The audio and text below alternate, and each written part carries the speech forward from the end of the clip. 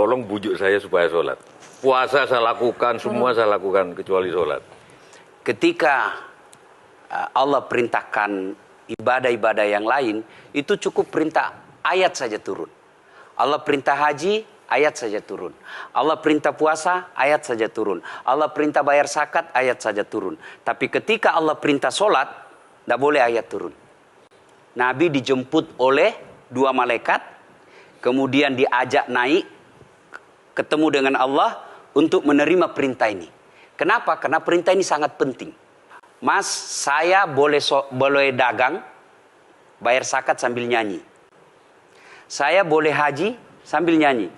Tawaf, labbaik Allahumma labbaik, labbaik la syarika laka labbaik. Boleh. Ya, saya bayar zakat boleh sambil nyanyi. Begadang jangan begadang. Kenapa? Sholat tak boleh. Allahu Akbar. Darah muda, darahnya pada batal sholat saya. Kenapa? Inilah puncak penghambaan kepada Allah. Jadi puncak penghambaan kalau saya meraku hamba, sholat. Yang paling mulia dalam tubuh kita, kepala. Adik-adik bercanda dipukul pantatmu masih senyum. Dorong dadamu masih senyum. Tapi jangan bercanda pukul kepalamu. Tak, kau pukul kepala saya pasti saya marah. Kenapa? Harga diri di sini. Tapi ketika kita sholat, anggota tubuh yang paling mulia, kepala, rendahkan seperti kakimu. Kita akan masuk ke next box. Ini penting. Kalau saya sudah mulai ini. Oke. Ya, karena kalau ketika saya mau sholat, saya melihat banyak koruptor sholat. Ya. Saya melihat banyak orang sholat yang kalau saya ajak ngomong main HP, nggak punya adab. Yang paling enak memang sholat tidak korupsi. Yang paling nyaman memang, paling ideal sholat jujur. Tapi wala talbisul haqqa bil batil, kata Allah. Allah tidak mencampurkan antara hak dan batil. Sholatmu beda, puasamu beda, maksiatmu beda. Itulah sehingga Allah hadirkan 2 malaikat.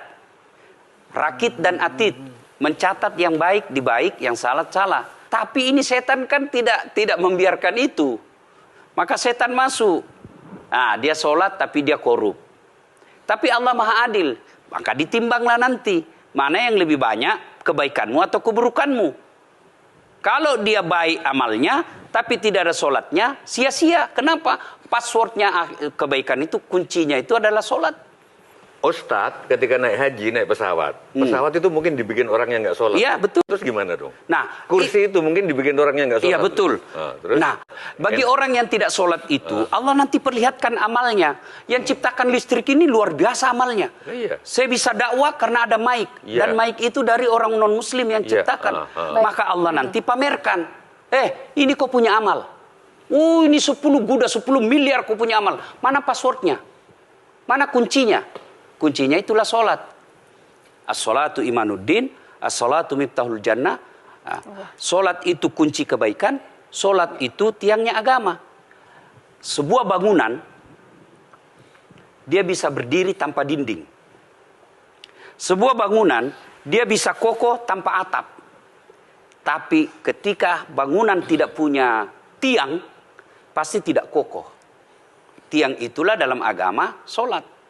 Dia tidak khusyuk, tidak ada urusan. Allah tidak hitung kamu khusyuk atau tidak. Kamu datang deh sujud sama saya. Orang haji kan melempar 3 jumroh.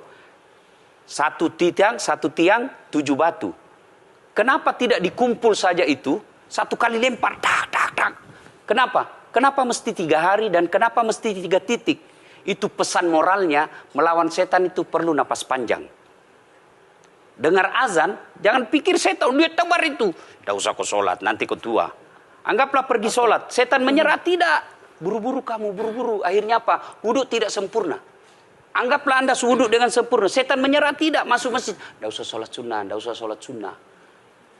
Prinsipnya setan, kalau dia tidak bisa dikalah, jangan untung. Nah, gimana Mbak Teja? Udah teryakinkan? Oke.